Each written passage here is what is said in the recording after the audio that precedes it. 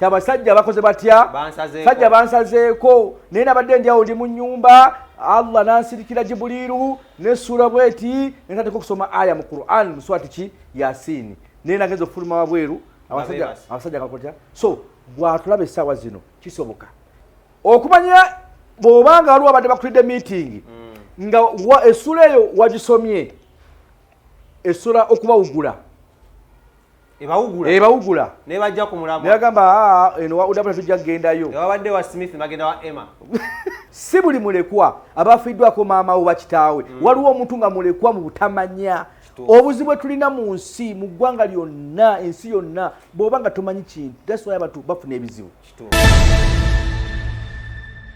Assalamu alaikum warahmatullahi wabarakatuh. Twagala babuuzaako mu mbuuza ate esingayo mu nsi yonna emirembe gibeere gye muli gye musinza okubanga mutulaba n'abadde tagiina wowulira salaamu naawe ate obeere nga ogifuna ate n'omukisa gwa Allah gubeere wamu naawe. Njagala okubuuzaako mu ngeri y'enjawulo gy'osiibye otya gwe muganda wange ndaba gyebale gy'otuusizzaako engalo Mukama kansuubira kukuumye bulungi nnyo mukulika ekisiibo abakiyitamu namwe bataasobola n'abakyasiiba ennaku omukaaga ezeeyongera mulimu abeeyongeramu 12 kisinziira z'owa miisi nga wali abali mu siti ati njagala obbabaza oba obbebazaako enjawulo nti mwebali nnyo okubanga muno mukikwasaganya mpola mpola. Amenya n'eddoboozi omwanjuzi wa programu eno si mulala nga bulijjo abeerawo yenze Shadik Smith Kabaka mu kintu kino kye tukola era nga njagala okwebaza ak'ensuso enyenye mwebala otugoberera mwebala otulaba comments tuziraba musiima nnyo nnyo omulimu gwe tukola naffe ntwewayo okubanga tugenda kuba tugukola n'okwongera okugubatuusaako olunaku lubeera nga we luli mu ggwanga gy'osinzira okubanga otusaba ne wano mu ggwanga lya Uganda omwezi tukukubye olukumutwe tugenda mwezi gwa kutaano ogwokuna gulabika ng'okoze ki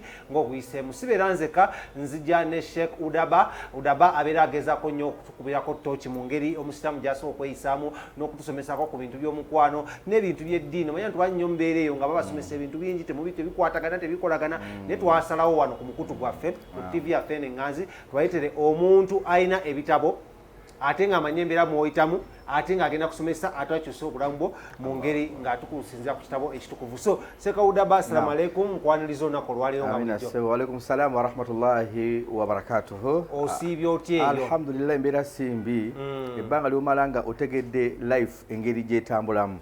Omanyi ffe ba Udaba tulina ensonga gye tugamba nti Udaba yagamba nti alhayatu dynamikiya au alhayatu dynamic obulamu bulina okukyuka kirizo bakola ki yagamba nti idha kunta la tughayiru ad-dunya yughayiruka if you don't want to change will change you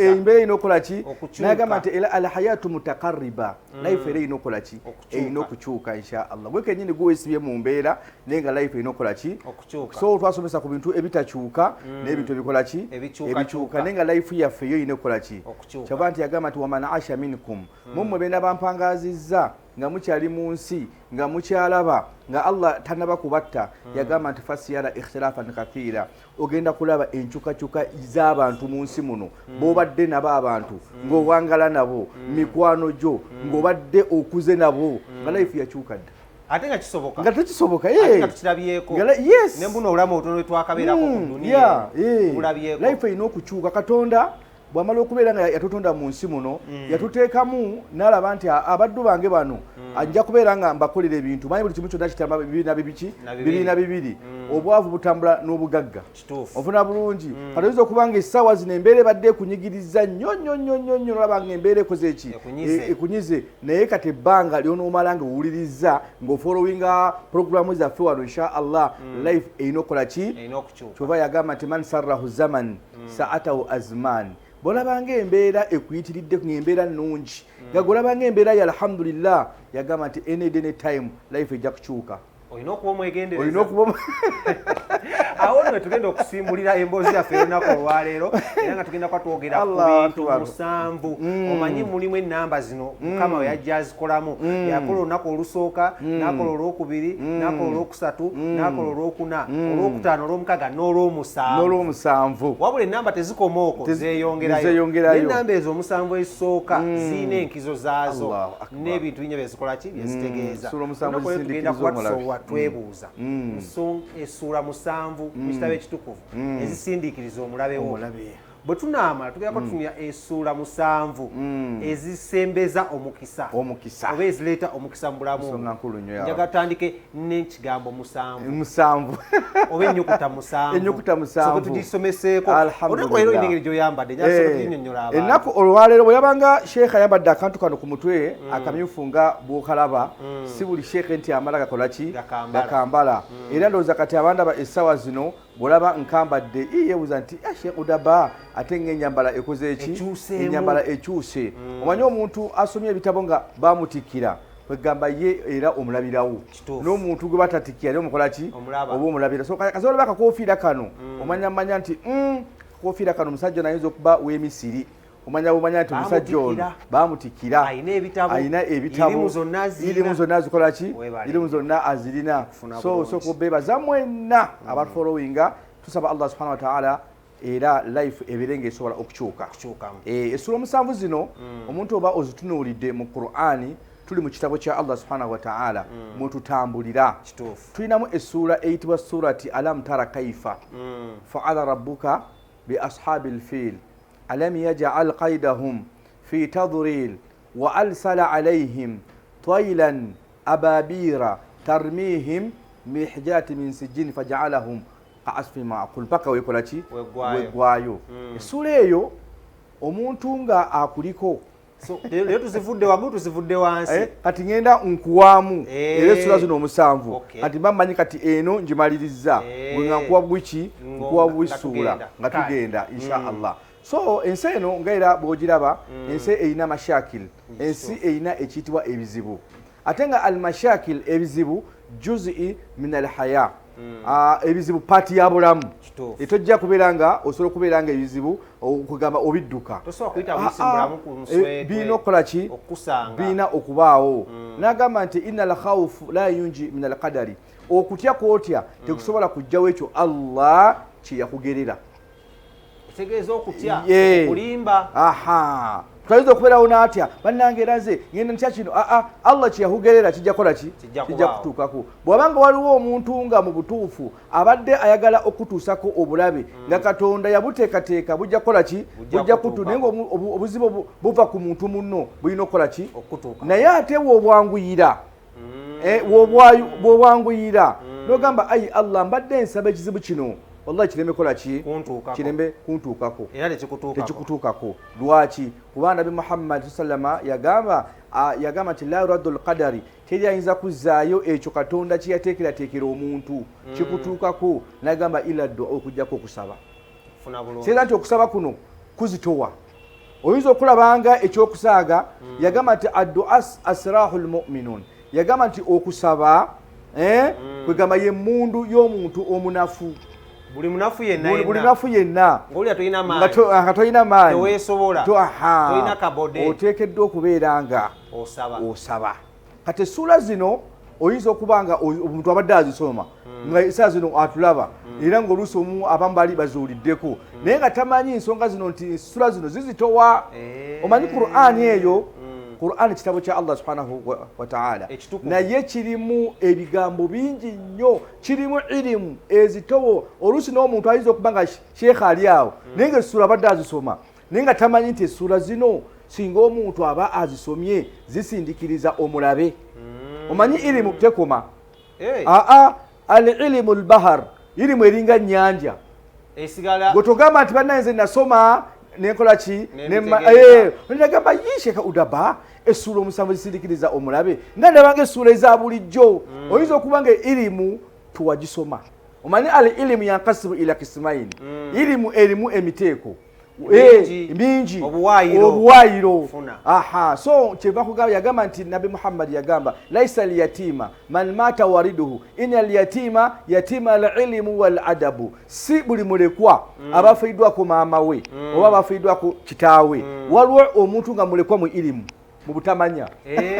Ate ne gavumenti nejja negamba obutamanya okugisaako musango. Exactly. Ofuna bulungi. But sometimes ekintu tawanya mu nsi muno ffenna ekintu ky'oba tomanyi oli najja n'akisomesa togambanga nti tekikola ki tekikugasa oba tekikola kiki. Kati oyinza okugamba nti nasoma ekyo nga saafunako chance kukikola ki ilimu ngazi ilimu ngazi yagamba ilimu kal ardi ilimu elinganga bora bettaka buli muntu ayina wasula tosobola kumalayo nsi eno yonna n'ogisulamu ensi yonna ilimu eno ngazi so njagadde sooke tuwemu abantu obwongo kugaziwa nti akatambi kano katambula ne bamasheekha bakatambuza baki bangi oli bwakalaba nawulira nga Udaba asomesezza essula 7 muno mu nsi tulinamu abantu befula nti bo bamanyi oliseka gameze manyi nnyo era kiri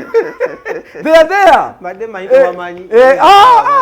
oli najja nawa fatwa bwedduwa tekkirizibwa ani akugambye nga Qur'ani yennyini Allah yagamba nti banange iduuni munsabi astajibu lakum njabbakola ki n'ekirala nkubiriza abandaba ng'oli asomyeko era nga mumanyi iri mutekoma lwaki abantu baagala nnyo okulowooza muno omanyi omumanyi wabeerayo omumanyi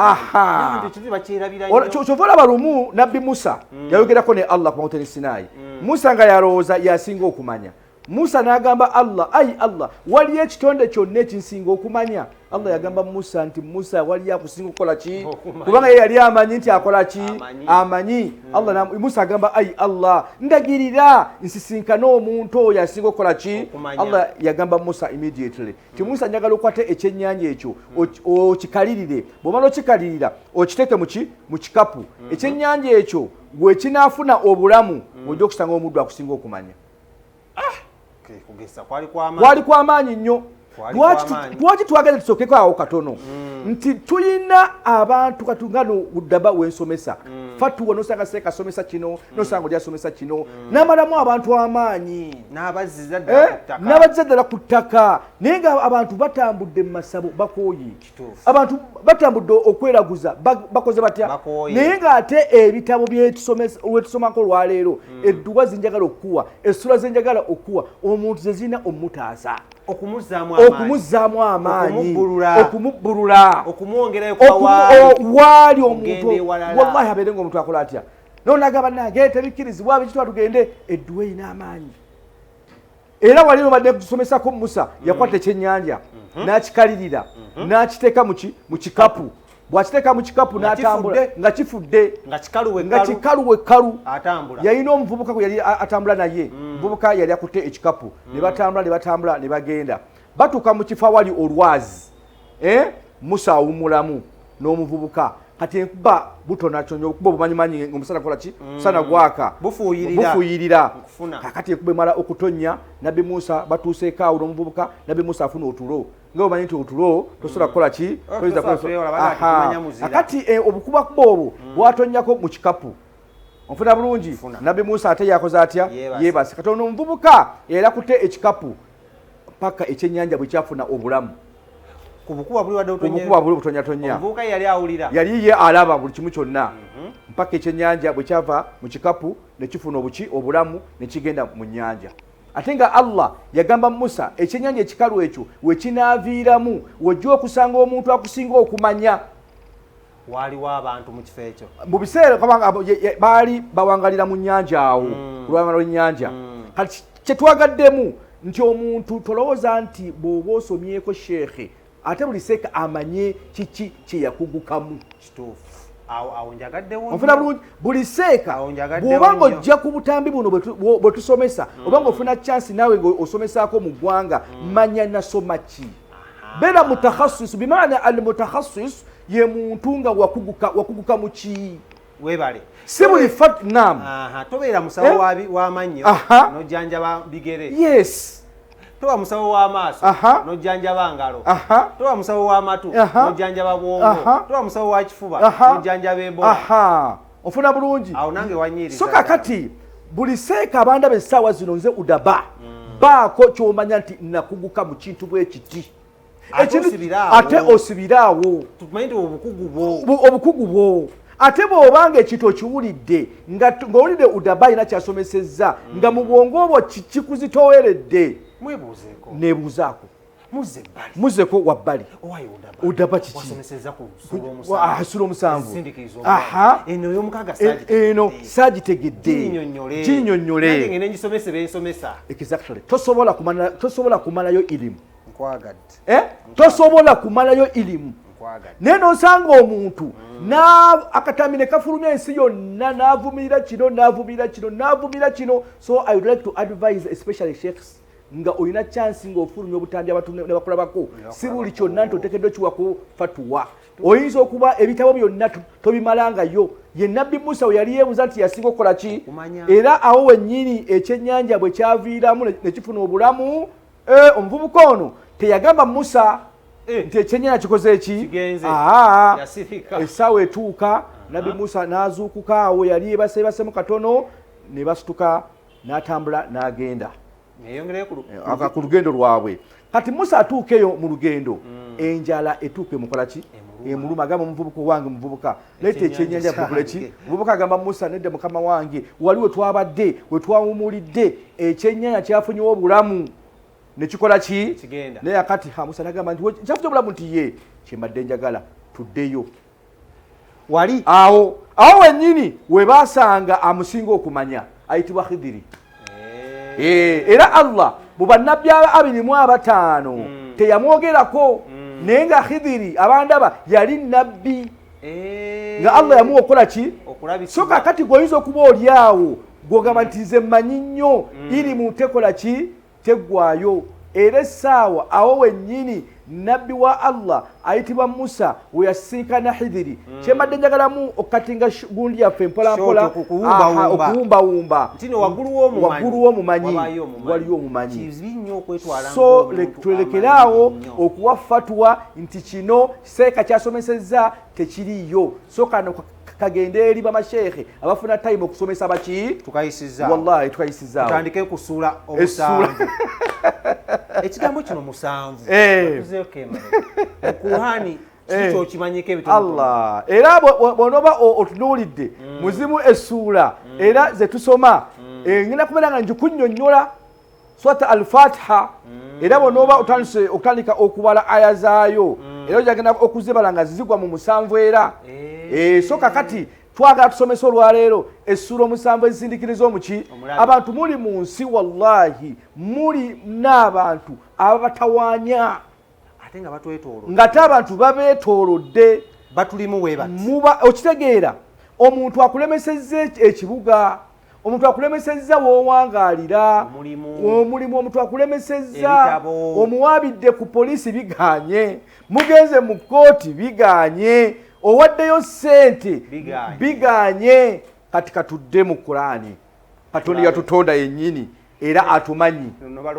Okitegeera era kyova olaba lumu omusajja ayitibwa Abraha. Omusajja Abraha yalina ekkanisa e Yemen.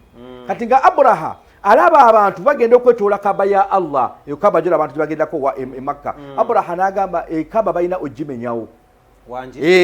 Abraha yatuma abantu nga bali ku njovu bagenda menyawo Kaaba ya Allah subhanahu wa ta'ala. Onjogedde ku njovu enjovu ate oza teyawanuseeyo ku mupiira wane ezaffe. Okitegeera kaakati abasajja bali bagenda okumenyawo Kaaba ya Allah subhanahu wa ta'ala. Nkulaga essula esindikiriza omulabe essula eno yennyini gye nsoose ekukakasa nti omuntu bw'abanga ayina wayagala okulemesa wayagala okujja mu kifuka tugeze wonna osobola okusoma essula eyo nga osaba mu mbeera gye tujja okulaba. Era essula eyo abasajja batuuka mu kifo ekiyitibwa Minna wal Muzdalifa kisangibwa Makka. Minna wal Muzdalifa Allah subhanahu wa ta'ala abasajja bali ku njovu bagenda kumenyawo nyumba ya Allah subhanahu wa ta'ala. Bali abasigambibwa nti enjovu zaali enjovu kumpi nga 12 ofuna bulungi nga bonna bali ku njovu. By that time enjovu yali transport.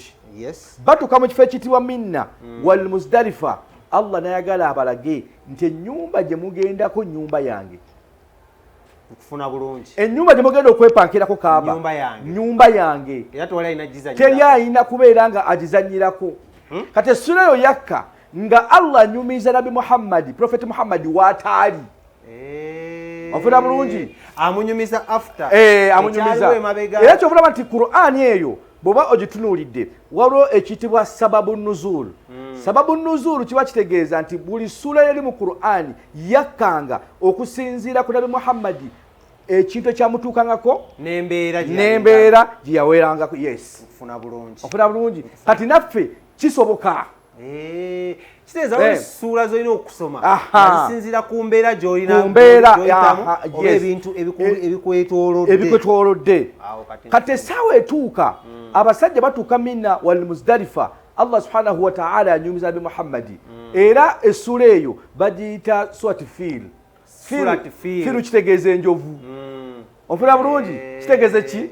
Kati Allah waddira essuula yagituuma Surati Fil, essuula ey'enjovu. Allahu akbar. Kankize mbu abantu bakitegeere. Oyina ekikutawanya mu bulamu. Okitegeera? Kizimbagatanye. Kiringa obwaguuga bw'enjovu. Okitegeera? Arsenal eremedde ku ttebo waggulu. Wabula oli Manchester yagala gisiguukululayo. Basambi ki booleeta? Essuula zino zetukola ki? Essuula zetuliko. Zino line-up zetukola ki? Ezo. Omanya tunyamba nnyo mu ngeri y'omupiira. Tuli ku Premier League. Arsenal eremedde waggulu ku ki? Ku ttebo. Naam. Tulina ttiimu Manchester yagala gikola kigiwanulayo. Oleeta line-up ki? Egenda okugyayo enjovu ku ki? Allahu akbar. Essuula esooka. Essuula gye nkyaliko eyo. Bagiyita Surati Fil. Essuula y'eki? Kati bw'abanga Allah agise Surati Fil, enjovu omala gagyetantala. Nedda taata. Nedda ssebo. Kakati gwe kizibu ki ky'olina essaawa zino? Omuntu akwesibyeko, omuntu akutawaanya, omuntu ayagala okukulemesa w'oli essaawa zino. Eyenkana enjovu exactly. Bajjaka ssente wali wallahi osomeseza bulungi nnyo. Kankwena ekira wallahi gino nnyo soda. Genze kunywa soda. Wallahi. Osema seeka. Ofuna bulungi ofuse seeka. Ofuna bulungi. Alhamdulillah. Kati essuula eyo Allah subhanahu wa ta'ala gwe twagala obeerenga weetegereza. Wallahi twali kisobola kulema mulamu n'obwensi.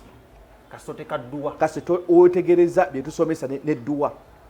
Atajjukira tuli mu Qur'ani, tuli mu bigambo bya Allah, mu kitabo kye kitukuvu. Kakati buti essaawa zino andaba nga waliwo embeera omuntu amwesibyeko mu kifo akugobesa e London, oba oli mu Amerika, oba oli liddawa, nogamba seeka waliwo embeera ekoze eki?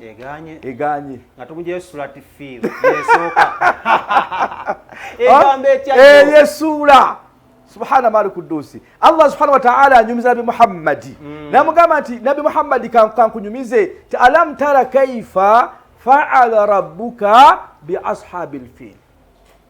Wotali njagala nkunyumize abasajja bali bagala okumenyawo ennyumba yange Kaaba. Allah subhanahu wa ta'ala ba ashabil fil abali ku njovu kyenna bakola. Fa'ala rabbuka kyenna bakola nze Allah. Waliwo Allah wakwekwatira katagaza Allah akwekwatirako n'owaaba omuntu gwe omuwabudde wa Mungu kyekiyinza gaana Mali Kudusi. Ofuna bulungi n'ompa erinnya nti owaayise Kawudaba gundi yannemesezza wano ekifo mpa erize njagala linnya erimpe Umaru.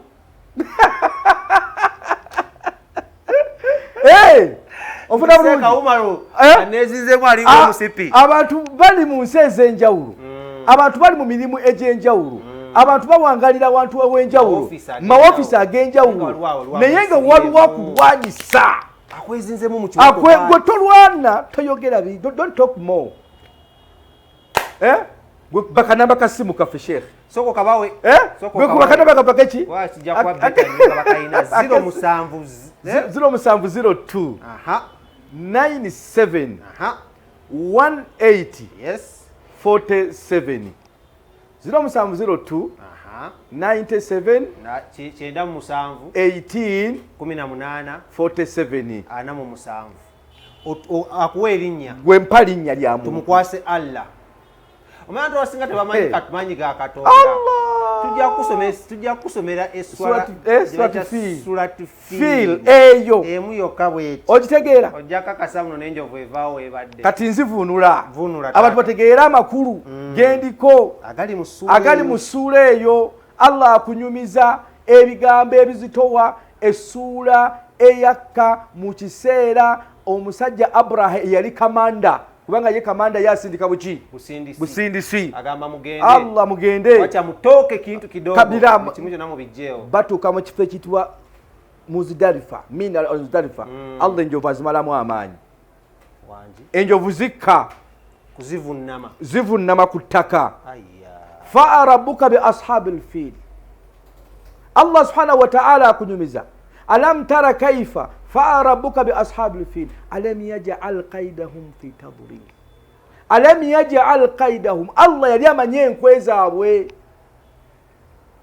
osobola okubeera wano nga waliwo ayagala okusanyawo nenga Allah mumanyi tomukola ki tomumanyi naye Allah yali amanyi enkwe zaabwe era enkwe zaabwe ez'okumanyawo Kaaba nga Allah tuva nti Allah fatumanyi kyoba ogenda okwogera abakimanyi kyogenda okukola omuntu abakimanyi pulaani zo kyoba olowooza aba akimanyi anfuna bulungi naye atunyumizamu eyesuula n'agamba nti manyi tulina kgenda mpola abantu bategeere ekintu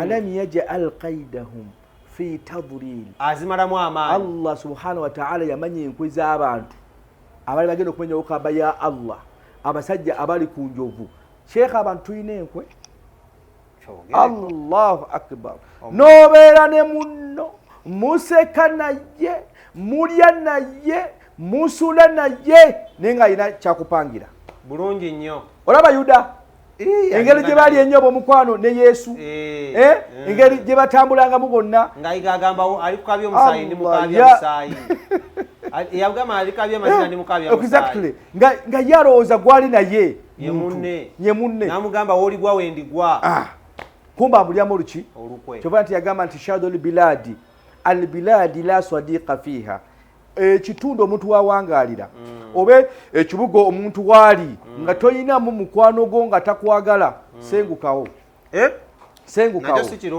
si kirungi omuntu otekedde okubeera nga abantu owangaalira olinamu ku mikwano olinamu ku bantu bowangaalira nabo n'oba ofunye ekizibu gosobola okukola ki naye abantu bonna bowangaalira nga bonna babi dukawo ofuna bulungi ulira ekitiibwa Allah agamba ulira wa alsala alayhim Allah akbar ulira Allah wagamba mu Qur'an wa alsala alayhim taylan ababila Allah yabasindikira mizairo ebikompola Allah yabasindikira ebikompola Sheikh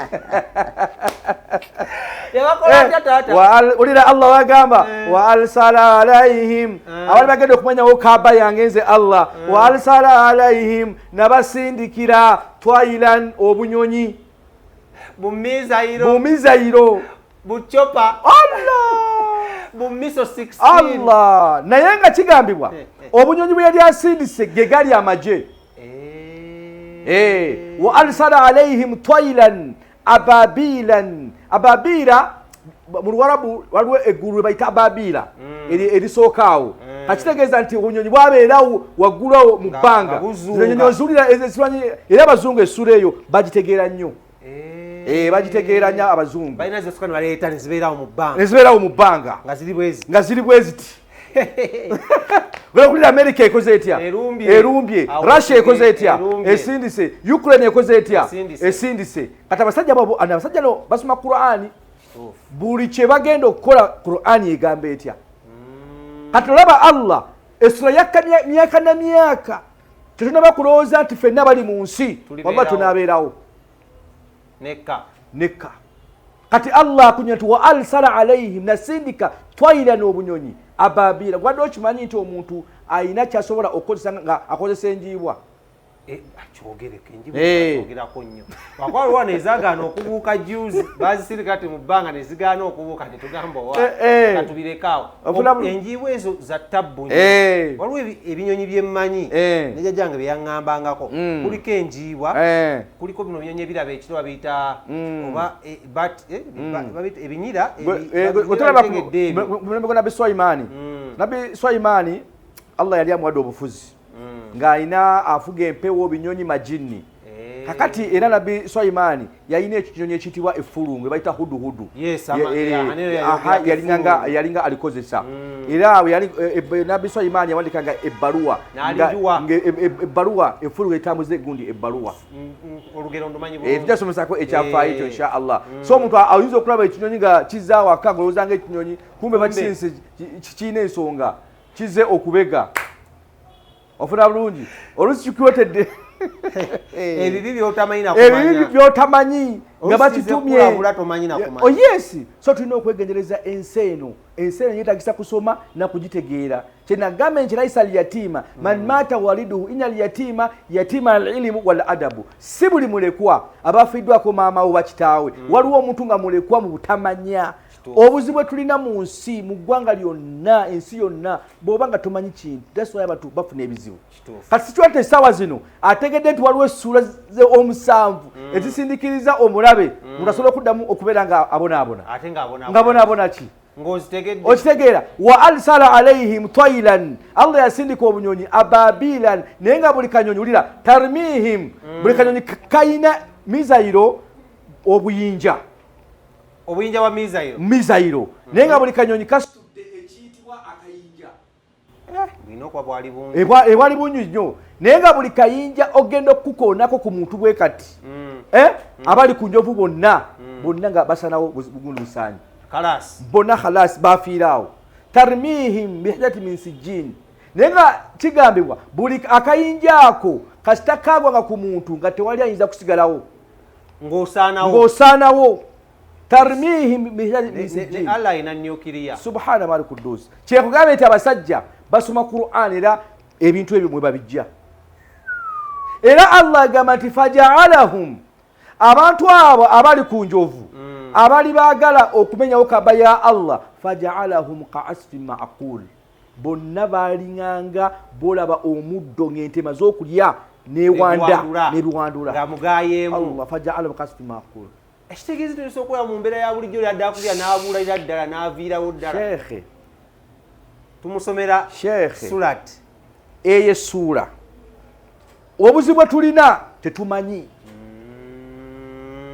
Ofuna bulungi tetukola ki katosobola kuŋŋamba bw'obanga essuula eno ogiwulidde nejjukira eriko emitendera n'obulombolombo n'emizizo gyayo n'emizizo za exactly. Nze mbamanye bannayuganda tuyinza obagala tenkera nakeera nayagala ogisoma nayagala gikola atya nayagala agisome nagenda mu Qur'ani kubanga wakagiina ku muwagiina n'agijjayo nayagala agisome naye okumanya Allah wa buyinza.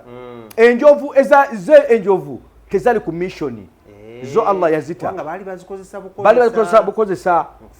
Kati abasajja bano Abraha agenda okuwulira nti abasajja be basindise abagenda okumenyawo kaba ya Allah yo kaba gy'olaba eyo eri e Makka eriko obukuumi bwa Allah teyepankirwako emaze emyaka n'emyaka eri awo.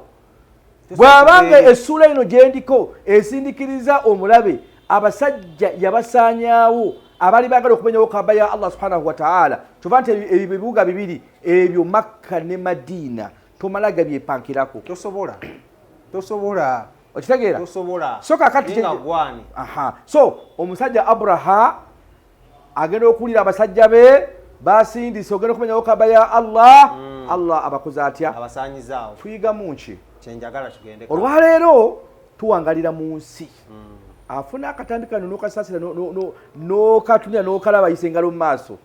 Sheekh osanga abasajja olwaleero oli najja n'awamba ettaka ly'omuntu nga tafunyeemu nansonyi n'asangawo omusajja awangaalidde oba abaana bawangalidde ku mataka gaabwe we bakulidde nalyoka aleeta ebipapula n'ebyapa wano wange nga tafunyeemu nakafanco guni nsonyi.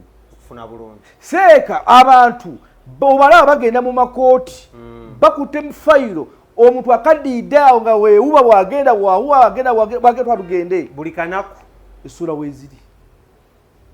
Lwaki obonaabona nga tulina essuula omusanvu obula bulungi. So kitukubiriza amateeka galina okukola ki okukola ogwago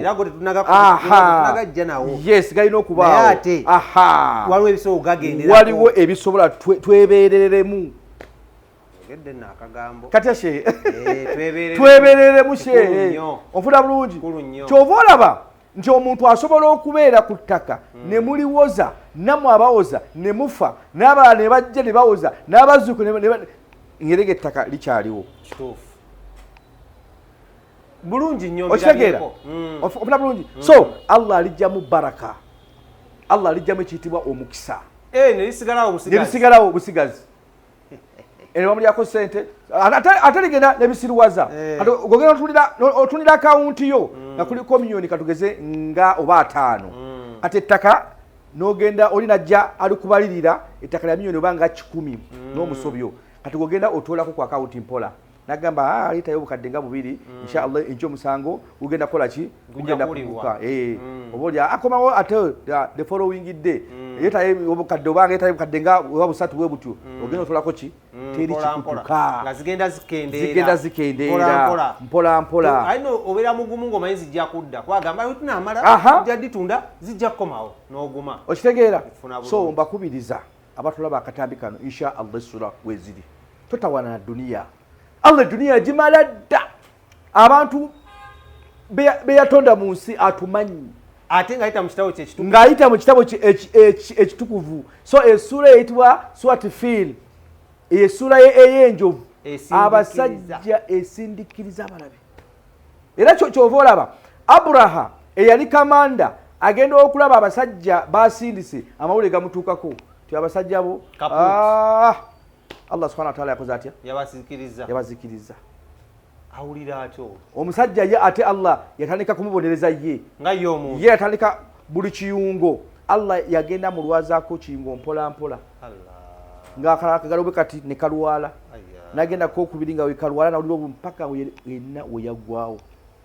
So tubakubiriza tubama nti osanga omuntu era njagala nnyo okuba abantu advise nti osanga omuntu nga abadde mu mbeera nnungi nga musigangana n'ettaka butulaba nti abantu abasinga bonna mayumba mataka abantu bafa nnyo ofuna bulungi obulamu bugendedde awo abantu baziisa abantu nkufuna omuntu n'abeera nga just kataka bwe kati akayanidde.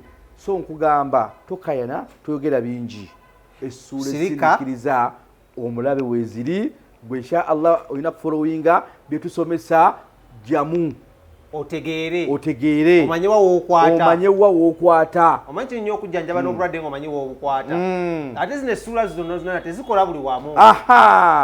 Ojja kwagala okugire osome Surat Fil nga weetaaga suula ndala katuli ku 7 ezisindikiriza omuki era eyo eri mu bantu abasindikiriza omulabe essula 7. Tugende ku sura endala tugende ku ndala ebagitegedde bulungi nnyo. Surat Yasin essula eyo abasajja baali baagala kutta Nabi Muhammadi sallallahu alaihi wasallama naye abasajja baatuulanga miitingi zino bino byowulira abantu bakubagana gundi babunonya awaka byaliwo ku lume gwa nabbi. Tewali bipya abasajja bakutulira meeting tumukoze tutyo okumujjawo tukoze tutyo ekifo kyalimu abeere nga kikola ki akivaamu. Abasajja bakwata ebiso batuula meeting gye baatuulanga ne bagamba atwekera omutwe gwa nabbi Prophet Muhammad just muki tugenda muwa engamiya 10. Ate engamiya ebiseera ebyo zaali za bbeeyi eno ne kati era ekyali ya bbeeyi kubanga terabika. Yes, mission zava dda ng'abantu bapanga enkwe okujjawo omuntu si mujjawo bujjabula n'obulamu bwe. Ofuna bulungi abasajja ne bakwata ebiso ebyogi nga bafiirira majambiya biki twatugende bino byowulira ebibadde musimanyi Masaka twatugende byaliwo ku mulembe gwa Nabi Muhammadi. Naye kike twagalamu bwe biba bizze essaawa zino gwatulaba nga kikutuuseeko okola otya atayagadde kujjawo bujja abula kati ali ku bulamu bwo atumya mutwe gwo musaayi gwo mukago gwossa. Allahu akbar. Otumugirayo Surat Yasin ategeera esijizanyira obula bulungi. Era Nabi Muhammadi abeera ali waka babi tamanyi abantu bamuliko era nga tubeera tomanyi olina famire ye oba omukyala akakujjulira ng'owuli oluyogano wabweru ogenda okulawo olutimbe booti nga bakuyina ng'abasajja bayingiddewo dda nogamba nkoze ntya ogenda okuba ku ssimu ya udaba nga teriiko kubanga omuntu asobola okuvaamu naye katondawo tasobola kuvaamu wadde n'olunaku nabbi aba ali awo ali mu nnyumba yalimu ne aliyi bali awo batudde ali mukyala we aliyi bali naye mu nnyumba Allah asindika Jibrilu malayika Jibrilu Gabudyeri bwe yali atuma ennyo bwe yali atuma communications oyo yabeera bali mu biiso obula bulungi n'amusindika n'amugamba gende wa Nabi Muhammad abeere ng'asoma swati Yasini n'agimuwa nekkirawo aya ne zikka n'atandika okusoma inna ja'alna fi a'naqihim aglalan fahiya ila al-adhqani fahum muqmahun waja'alna min bayni aydihim saddan wa min khalfihim saddan olira kigambo saddan nkiwulira okiwulira kigambo sadda nga kiggumiza agamba kyawo nga kiggumiza Qur'an yajubashe njiwulira Allahu akbar noitandika nempulyango obulamu buko owulira n'atandika okusoma inna ja'alna fi anaqihim aglala fahiya ila al-adhqani fahum muqmahun waja'alna min bayni aydihim saddan wa min khalfihim saddan faghashaynahum fahum la yubsirun eyo nagisoma tannebuuza kibuuzo teyamubuuza subhanallah soma olwagimuletera n'atandikirawo abantu balina olugezigezi butya abantu balina olugezigezi omugamba ekyo nasooka nakubuza ebibuuzo 8 ongamba okusoma lwaki okingamba bagambye gwe soma Jibrilu azze akwatedde obubaka soma tewali budde abasajja bali ku mulyango ate ozze mukubuuza bibuuzo onogenda omaiza ebibuuzo nga bakulumbye ate suala kathiira ebibuuzo ebingi byazikiriza omulembe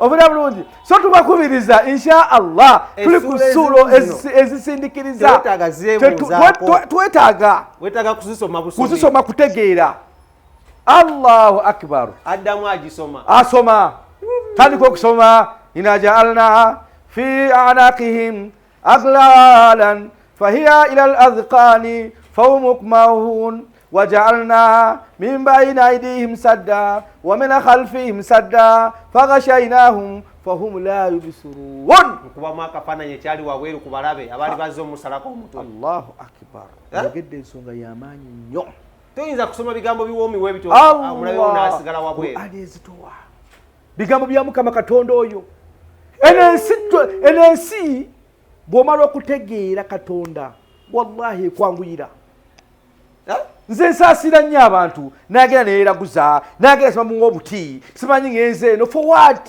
ate ennaku zino abakazi babawadde obutiiti obutiiti eri mu kiravulavu tujja boogerako balina obutiiti bulungi nnyo obwagula ekigundi naye ennaku zakuteekamu ebirala batekamu ebirala batekamu biki amaheya n'amatwitiini ago ne bagateekamu ebintu ogakwatako toddamu tunula walala buli wootuuka ew'omulala nga ate tujja kusomesaako ku bimu ebika ebyeddogo anwa usihiru ebika byeddogo waliwo eddogo eriyitibwa asihiru ng'oli basobola omuwa eddogo naye ng'eddogo lyakwagala musajja oba okwagala mukyala ate lisobola okubatabula nerifuuka tabbu tujja kutuukawo inshallah asomye surati yasin munda era kyoba nti buli suura yonna eri mu Qur'ani gwandaba eyina sababu nuzul lwaki yakka funa bulungi nnyo ofuna bulungi olwo abalabe bali kukiwa bweru oyogedde ne bannange nsaba Allah akuwa ebiweetaaga mu nsi banga obuuza ekibuuzo nga tekiri automatic kwatusasoma bigambo birungi abasajja batuuka bagamba tuyingire ala bagamba tulindemu debate eyo simanyi nange lwaki walituseke wantu wanyingire oba si oba nyigazi ate omutima kumbe eddwa yabatabudde eddwa obwongo tuyingire tetuyingira kyokka bamanyi kye baanonye gwe baanonye ali mu nnyumba mwali naye batuukawo ku mulyango bonna. So twogera ebigambo bino ng'obiraba nga ebyokusaka tuseka naye abantu babalumba. Okufa kw'abantu nabbi yagamba ti aktharu ma yamuutu min al umma, abantu kye bagenda okusinga okufa ku mulembe guno bwe butamanya. Ofuna bulungi, okufa kw'abantu ekiiso, okufa kw'abantu hasadi, nsaalwa. Abantu bafunye ebizibu naye nga ebizibu bino bitwogerako byaliwo. Nabbi webanga byamutuukako Prophet Muhammad gwani mwana Adamu gwani ennyama obunyama gwani esolo sensebuka Allahu akbar amazzi akujjudde abasajja ongambye ola abasajja bebuuza tuyingire tetuyingira kumbe n'essula egenda mu maaso inaja'alna fi anakihim aglala fahiya ila al-adhqani fahum muqmahun waja'alna min bayni aydihim saddan. Ndinno mu Qur'ani gye nsoma sisoma nti ate nsoma dduwa ayo aya babuulire eyo aya gye ndiko babuulire. Ofuna bulungi abasajja babayingira bwe bati omu agamba nedda. Omanyi omuntu asobola okweta ekirowoozo mwenna ne mukyegattako kituufu ate ku ssaawa esembayo oli n'agamba mumanyi nabbi tumulinda afulume tumutirewa wabweru. Lwaki agamba bw'atyo? Ofuna bulungi naye tamanyi gye kyava ate edduwete yetabuse obula toyogedde ensonga nkulu nnyo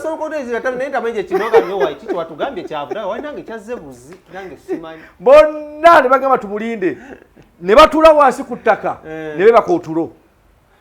Abali baza okutta Nabi Muhammad sallallahu alaihi wasallama Allah yabebasa otulo mu lujja bonna ne bebaka bonna ne batandika okufuluuta.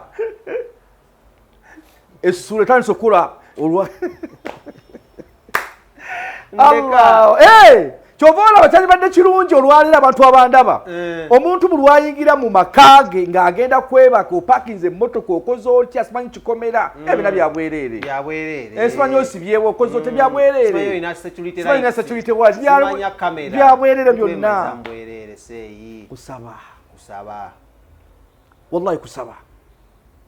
Asomye surati Yasin abasajja bebasa otulo bonna bafuluuta.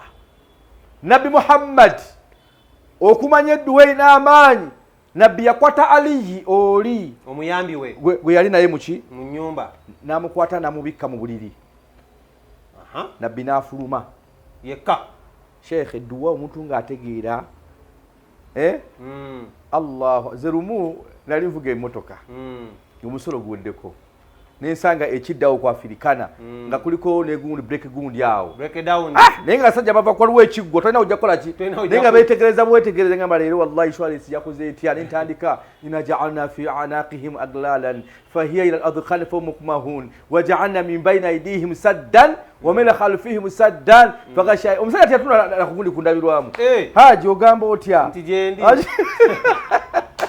tigenda noyitawo haji olaga abasajja bakebera bakwata motoka etalina gundi bagiteeka wali naye teyatulwadde ku ndabirwamu ko nagamba nti ebintu bya Allah gyebiri bikola sajja najjawo kiggwa bwati ku Afrikana olukola so nogenda tubeegayiridde nabbi agenda ofuluma wabweru ng'abasajja bonna beebase n'ebiso byabwe byonna beebase nabbi nakwata ettaka bonna abaali baza okumutta n'agenda nga bayira mu mitwe subhana malikul eyo inaja'alna fi a'naqihim aglalan fahiya ila al-adhqani fahum muqmahun waja'alna min bayni aydihim saddan wa min khalfihim saddan faghashaynahum fahum la yabsurun.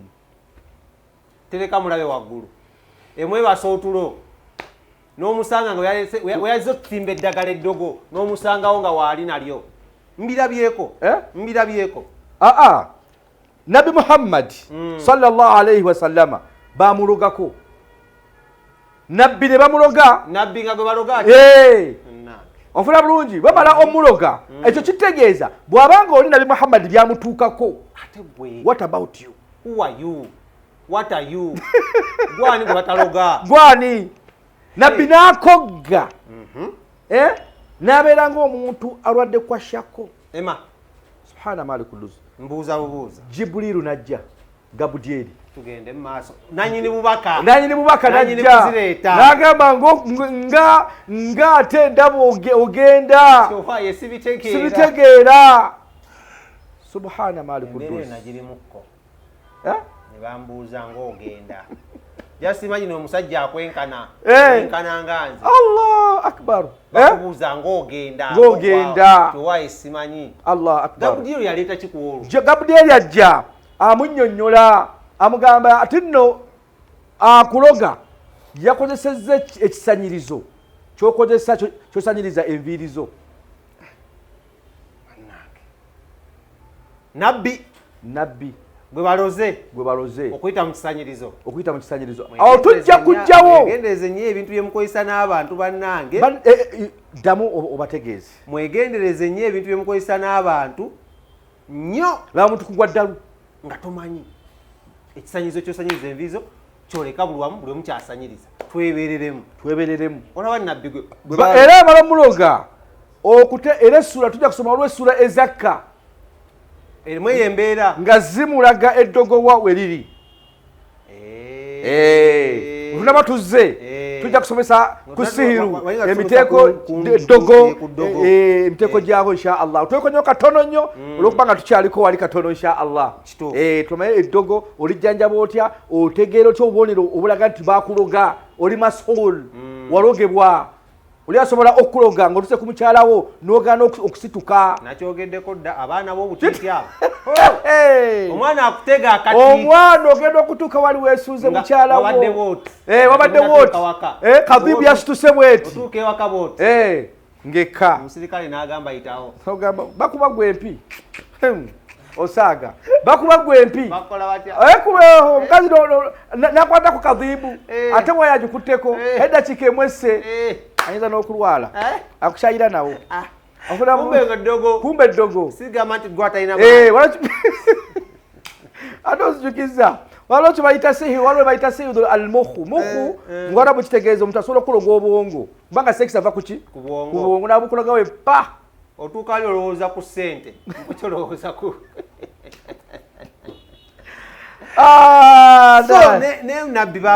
nabbi bamulogako naye era yawona essula ne zikka tujja zitunulira insha allah tubadde ku ssula ya yasin surati yasin yatwogera surati endala emu leero wa program sala tugipapire era kyova olaba tujjagenda tuzikolako mpolampola tuli ku ssula musanvu ezisindiikiriza omulabe osaaga ene duniya nnungi yo kasi ogitegeera tuyogedde esooka ey'enjovu ekintu kinene mu bulamu obwo kyefaananyiriza ng'enjovu ey'essula weeri twogedde ku yayasiini eyo amulaba akulumbye eyo azze bulamu bwo eyo si kirala wabula agidde kuno agiridde bulamu bwo abasajja fulume abasajja bulagana beebase n'afuluma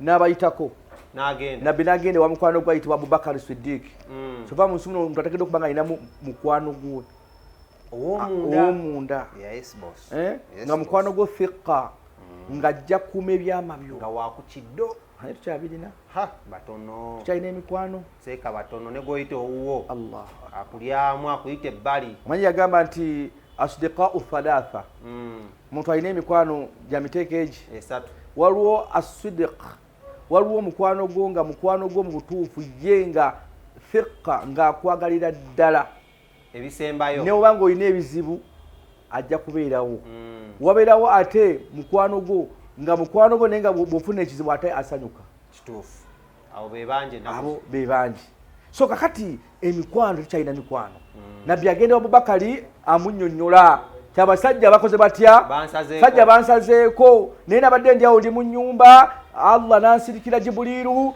n'essula bweti nentateeka okusoma aya mu Qur'an mu surati ki Yasin naye nagenza okufuluma wabweru abasajja kakotya so bw'atulaba essaawa zino kisoboka nekyalibadde kirungi nnyo omuntu yenna ng'agenda okukolako obudde obwekiro nti obudde obwekiro buno bwolaba abantu abasinga basinga ennyo okukolako nnyo obulabe eri abantu okuziba kw'obudde n'okukya kw'obudde era twabyogerako eri ku budde so kyalibadde kirungi nnyo omuntu ng'ayingira awakaawe ofuna bulungi sooka osome swati Yasin Allah akutaase obudde obwekiro buwanvu abakutudde meeting tobakola ki tobamanyi okumanya bw'obanga waliwo abadde bakutudde meeting nga essula eyo wagisomye essula okubawugula ebawugula nebajja ku mulamwa nebagamba eno udabula tujja kugendayo ewabadde wa Smith bagenda wa Emma ewabadde wa Emma ne bayitawo ne bagenda wa Abe oyogedde ensonga babo mpaka wa Omar bagenda okwetweta okuddewa nga obudde bubakeddeko ne baka omusajja asuza tutamu omusajja ofuna bulungi Seeka nkwagala nnyo n'ebyosomesa birungi tugende ku ssuula ey'okusatu inshallah tugende ku ssuula endala inshallah batulaba twagala tugende mpola mpola olw'ensonga nti twagala kasavu kanyama inshallah bantu ebintu tubitambuze mu mbeera essuula endala surati al-qadr inna anzalnahu fi laylatil qadr era eyo jukira yebadde evuga ennyo mu mwezi ogwalamanzaani singa otambulirako ennyo eyo essuula mwe mulimu n'ebigambo biri okubeera nga essuula eyo kadari Allah waagerera omuntu kikyagenda okubeera mu nsi muno oba ebigenda omutuukako okufuna bulungi essuula gye tusoma okukyusa ebyo Allah byali byatugerera oba abantu bebaagala okuteeka mu bulamu bwaffe ebikyuka oli ayagala kukubya mmotoka ofa oggwewo oli ayagala kulemesa ddiiro ereme kuyitamu eyo surati al-Qadr okufuna bulungi so essula zengezaako okubawa kuliko edduwa ezigenderako togisoma busomi bane amanya tugende mpola kaddemu omulundi gumu akantu essula z'enkuwa kuliko edduwa ezigenderwako ate kati awo wetugambira abantu oli nagamba abantu tibannange olina okwesabira wekka naye nga mutamanyi we basaba tamanyi na bwalina kutandika tamanyi we balina kutandika batandika batya tamanyi na we bamaliriza gwe lwaki ogula looya nga waziza omusango n'omuwa ssente agenda akuwolereze kubanga yamanyi olulimi lweri eri mu kkooti ne babaseeka ffe abamu ffe tumanyi ate embeera tutandika tutya olulimi olweno nze kinjagala ntubafune eno program tegeera essuula zino omusanvu nga bwe ziri esindikiriza omulabewo tegeera ekiri mu bulamu bwo kyoyitamu si zonna nti ozeetaaga omululu si mulungi si zonna nti ozeetaaga si mulungi tegeera neetagako essuula zange meka 3 kikulu nnyo kubira seeka akasimu musigawaze weeseeka nze waliwo enkya ngenda supplyinga naye waliwo ayimiriddewo waliwo ayagala obulamu bwange njagala enteekateeka yange y'obulamu ekyukemu zesula 3 ezo tusomesezza seeka tandika ku dduwa era seeka gambe tukusaba 6 wanika buwanisi batu byo tutandike edduwa musome edduwa musome Kuruhani ayogera olulimi lweri eri ewa Katonda lwasinga okutegeera ekintu kiggwe era neebaza omusahaba wangalira mu USA eyasobodde ogenda ku namba yange y'essimu n'akola WhatsApp n'ampeereza nga konteina yabadde yeekutte nga biganye wabulanga wakiganye seeka wasomeseza ebbanga lyemaze nga mpulira buyirimu nga butambula ate wazze era nsaba Allah gundi eno Allah agiwangaze bagita batya Allah agiwangaze tusaba Allah ateke baraka ne ubanga oli eyo ngoyagala kuteeka mu cash abeere nga asobola okusitula eno programu Allah ateke mu baraka amina bawe namba omukutu weeguli just bagende bugenzi wali batekewo comment njaga seeka udaba ngenamba tugiteekayo twagateeka mu ssente omanyi buloko mulimu omulungi kituufu gweraga gwokka kituufu nnyo seeka essuula nekyusa surat al-Qadr ojagadde nnyo nina anzalnahu fi laylatil katono nnyo tujje tuba tumaliriza nayo so ngezaako okubannyonnyola ti essuula eyo yemu ku ssuula Allah subhanahu wa ta'ala erimu ekyama ekikusike okufuna bulungi afuna bulungi kyotasobola kutegeera okujja nga tukunnyonnyodde nti Allah kyaba akugeredde kiba kyekyo kuba yagamba nti kadari kitegeeza hukumullah kwe kusalawo kwa Allah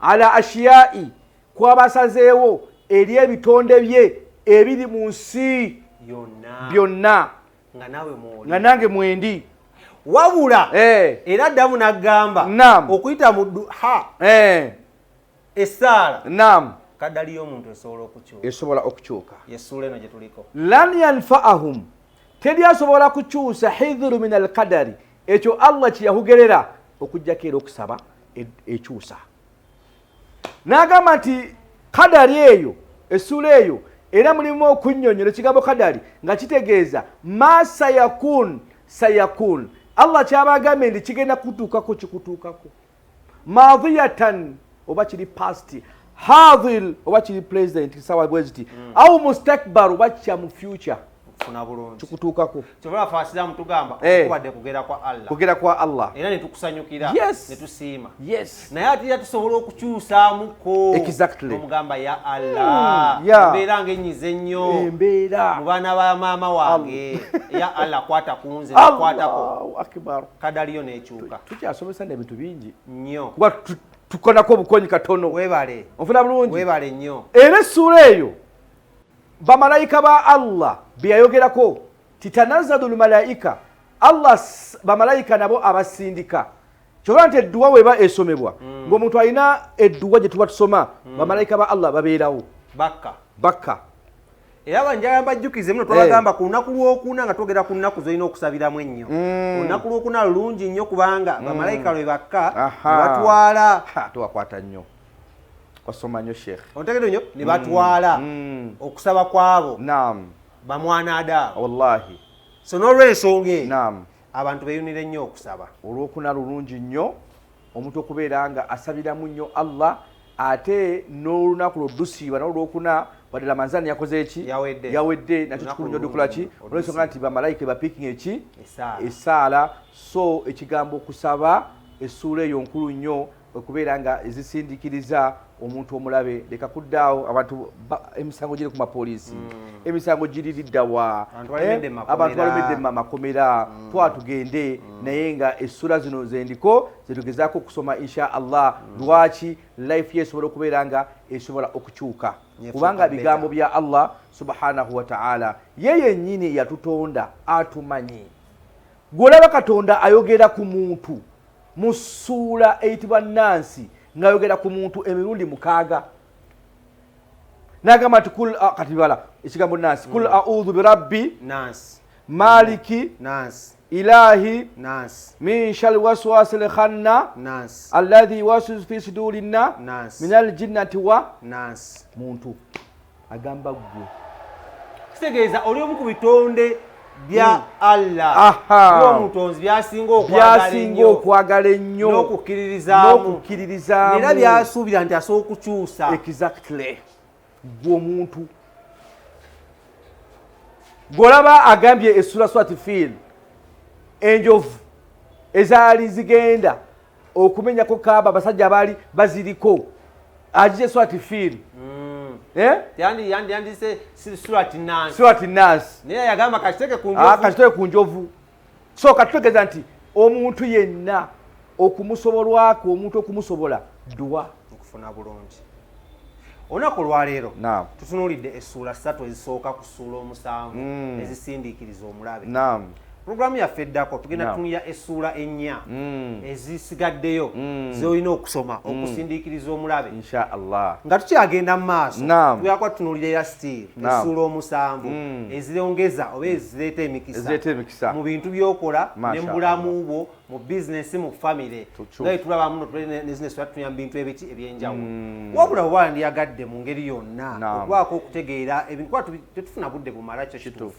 kiba ya just saawa emu noyinza okuba yatagayoko akadde akali extra okwogerako ko n'omumanyi ne udaba ng'oli eyo ngagakogako ne udaba agenda kuwa enamba y'essimu naffe enamba zaffe ez'essimu zibeerawo wansi esembe 25 so Shadiki Smith King Kabaka Serebu Jazz njagala kugako ne Seka Udaba enamba enjajiku weyongera okwogera omwebuuzeeko kwanga ebise bisinga nange ebibuuzo sinze mumanya asinga ebibuuzo njabibuuza mbimaleyo nina basa okuwe kwoza muno okoze omulimu webale Allah akusasulemu ate Allah akucho singa okwagala kubanga Allah alina wagamba Nabi Muhammad edduwe gamba nti Allahumma inni nas'aluka ilman nafi'an Allah akuwe ilimu nga ilimu ngegasa ngegattako fe tusomesa no ilimu ekugasa esobola okuyisa mu bulamu buno bweki obwensi so kwebazika emubiri abantu bawe enamba nenge jaso okufunamu then tubasomere tubaweyo duwayo nakwa twakifula kyatteeka tubasiibule tutandikira watolu inshallah anolesha abawandika enamba yange era eri ku WhatsApp buterevu 0702 97 1847 0702 97 1847 saba Allah subhanahu wa ta'ala ateke baraka mu programu eno saba ai Allah abasutula madala na mwenda abajira ba programu Allah basutula madala saba ai Allah bawonye ebizibu ai Allah kubanga abantu fenna tuyine ebizibu اللهم نسألك الهدى والتقى والعفاف والغنى اللهم تكسب أي الله رفع السماوات بغير العمد الله يستر غيتاينا كونكوندو ولكمچو نا أي الله تسوبلا اختلاف الليل والنهار ويو الله ياينا ريموتي ينسي atusachusa embeera y'obudde obudde ne buziba ne bucha bannange Allah tusobola kyoyina okumanya Allah waffe tasumagira wadde kitibwa okwebaka ebiri mu nsi n'ebiri mu ggulu Allah yabinako obuyinza tusaba Allah ffe tumusabe insha Allah life ya Facebook kwelanga jakuchuka insha Allah bakubiriza mu following enyo program ya insha Allah mujagale nnyo Allah aberenga insha Allah taba abawangaza saba Allah aberenga abo bulamu bulungi bye mwetaga Allah aberenga ibawa wa akhiru dawana walhamdulillahi rabbil alamin insha Allah botyo tubadde onako lwairo twagala obebaza n'okubeeyanze nyenyaka ensuso kubanga bwe tuba tubeetagidde mubeerawo nnyonyonyonyo okulamu nate mulaba programu eno mu ngeri ey'enjawulo amanya yenze Shadik Smith nga bulijjo nabasuubizamu nno okutandika n'omwezi gw'okuno ogenda omwaka gye gunaggwera tulina kuba tuleeta programu zokka ezizimba eggwanga nga zikwongerako simbulamu bwo bwokka wabula mu byenzikirizayo mu byenkulaakulanayo ate ne mu ngeri y'okuba nga obwangula obwongo eno programu tugiyita emboozi y'Obuyisiraamu ebadde emboozi y'ekisiibo ne tugakyusamu katono nnyo tugiyita emboozi y'Obuyisiraamu kubanga emboozi y'Obuyisiraamu enyuma muba ogyetegereza ng'ogenda ogigoberera enyuma okusinzira gye mwakayigako n'okusinzira feedback gye mutuwadde enyuma ate twasalawo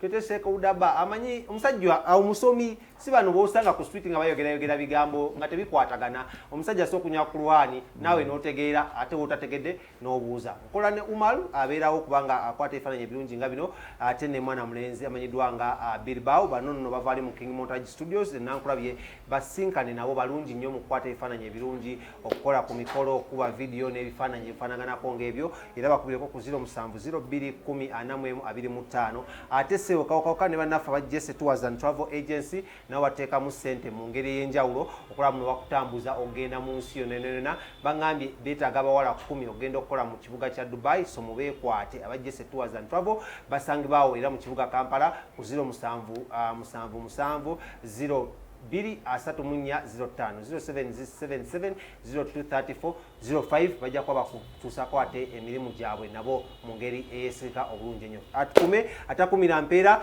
assalamu alaikum watullahi wabarakatuh